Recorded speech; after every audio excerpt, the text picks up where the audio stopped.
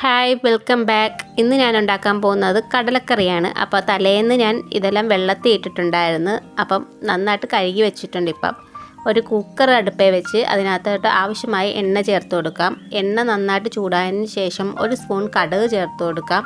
കടുക് നന്നായിട്ട് പൊട്ടി വരുമ്പോൾ നമുക്ക് ആവശ്യമായ കറിവേപ്പില ചേർത്ത് കൊടുക്കാം. കറിവേപ്പില ചേർത്ത് കഴിഞ്ഞാൽ നല്ല സ്വാദായിരിക്കും കറിക്ക്. പിന്നെ അതിനാവശ്യമായ മസാലപ്പൊടി ചേർത്ത് കൊടുക്കാം. ഞാൻ 4 സ്പൂൺ മല്ലിപ്പൊടിയും 1 സ്പൂൺ മുളക് പൊടിയും 1 സ്പൂൺ മഞ്ഞൾപ്പൊടിയുമാണ് ചേർത്ത് കൊടുക്കുന്നത്. ഈ പൊടികളെല്ലാം നമുക്ക് നന്നായിട്ട് തന്നെ ചൂടാക്കിയെടുക്കാം. അതിൻ്റെ പച്ചമണം മാറുന്നവരെ ഇളക്കി കൊടുത്തുകൊണ്ടിരിക്കാം. ഇതിനകത്തോട്ട് കഴുകി വെച്ചിരിക്കുന്ന കടല ചേർത്ത് കൊടുക്കാം. കടല ചേർത്തതിന് ശേഷം നന്നായിട്ട് തന്നെ ഒന്ന് മിക്സ് ചെയ്ത് കൊടുക്കണം. ഇനി ഒരു വലിയ സവോള സ്ലൈസായിട്ട് അരിഞ്ഞത് ചേർത്ത് കൊടുക്കാം. പിന്നെ ഒരു തക്കാളി നമുക്ക് ചെറുതായിട്ട് അരിഞ്ഞത് ചേർത്ത് കൊടുക്കുന്നുണ്ട്. ഇത് രണ്ടും ഇട്ടിട്ട് നന്നായിട്ട് തന്നെ മിക്സ് ചെയ്ത് കൊടുക്കാം. അപ്പം അത് നന്നായിട്ട് തന്നെ യോജിച്ച് കിട്ടണം.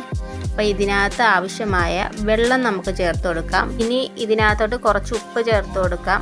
എന്നിട്ട് നന്നായിട്ട് തന്നെ മിക്സ് ചെയ്ത് കൊടുക്കാം. പിന്നെ 1 സ്പൂൺ ഗരം മസാലപ്പൊടി ഞാൻ ചേർത്ത് കൊടുക്കുന്നുണ്ട്. ഇതെല്ലാം ഇട്ട് തന്നെ നമുക്ക് നന്നായിട്ട് തന്നെ മിക്സ് ചെയ്തെടുക്കാം. ഇനി കുക്കർ അടച്ചു വെച്ച് ഒരു 5-6 വിസിൽ വരുന്നവരെ നമുക്ക് വെയിറ്റ് ചെയ്യാം. ഇപ്പോൾ ആവശ്യത്തിന് വിസിലൊക്കെ വന്നിട്ടുണ്ട്. അപ്പം ഞാൻ ഗ്യാസ് ഓഫാക്കി ഇട്ടിരിക്കുകയാണ്. അപ്പം ആവി പോകുന്നവരെ നമുക്ക് വെയിറ്റ് ചെയ്യാം.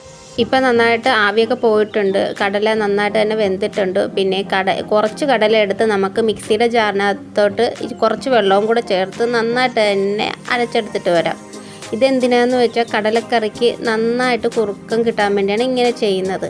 ഇത് നമുക്ക് കടലക്കറിയിലോട്ട് ഒഴിച്ചു കൊടുക്കാം. അപ്പം നല്ല ടേസ്റ്റും ആയിരിക്കും. കടലയുടെ നല്ല കുറുക്കവും കാണും. അങ്ങനെ ഇത് നമുക്ക് ഒന്നും കൂടെ തിളപ്പിച്ചെടുക്കണം. അപ്പം നന്നായിട്ട് തന്നെ തിള വന്നിട്ടുണ്ട്. അപ്പം നമ്മുടെ കടലക്കറി റെഡി ആയിരിക്കുകയാണ്.